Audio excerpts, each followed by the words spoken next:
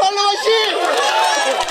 Guys, আজকে আমি যাচ্ছি কোরিয়ান জামাইয়ের বিয়েতে, তারপর বিনা ইনভিটেশনে। আসলে ইনভিটেশনটা ছিল আমার একটা ফ্রেন্ডের, তো ও এসে বলতেছে যে চল তোরাও চল সাথে। আমরা ফার্স্টে না করেছিলাম, বাট ও যখন বললো কোরিয়ান জামাই, তখন আমরা এক্সাইটমেন্টে থাকতে পারলাম না। দেখতে চাচ্ছিলাম কে ৭১৩ নদী পার করে আমাদের বাংলাদেশি মেয়েকে বিয়ে করতে আসছে। সো এই তো আমরা চলে আসছি, আর সবার সাথে ভয়ে ভয়ে আস্তে আস্তে উপরে উঠছি। আল্লাহ জানে প্যাদানি খাই নাকি। যদি ধরা খাই মান সম্মান শেষ, ভাইরাল হয়ে যাবো। বাই দ্য ওয়ে গাইস, ঢুকে তো গেছি, বাট এত লজ্জা লাগতেছে কেন? ভেতরে ঢুকে আমার খাদক ফ্রেন্ড খুঁজছে খাবার, আর আমি খুঁজছি কোরিয়ান জামাই। এই তো ফাইনালি দেখে পেলাম আমাদের সেই কোরিয়ান জামাইকে। ভালোবাসার টানে মানুষ কোরিয়া থেকে বাংলাদেশে চলে আসতেছে বিয়ে করার জন্য।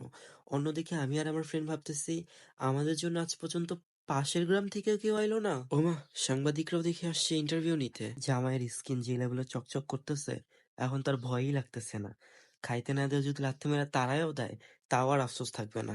জামাই দেখেই প্যাঁচা উসুল। খাবো না এটা তো মুখের কথা, বইসা পড়ছি খাইতে। পাশে থেকে আমার ফ্রেন্ড বলতেছে পলিথিন আনছি, খাইতে না পারলে পলিথিনে ভর, বাসায় যেয়ে খাবো। দেন খাওয়া শেষ করে আমরা গেছি নিউ কাপলের সাথে ছবি তুলতে।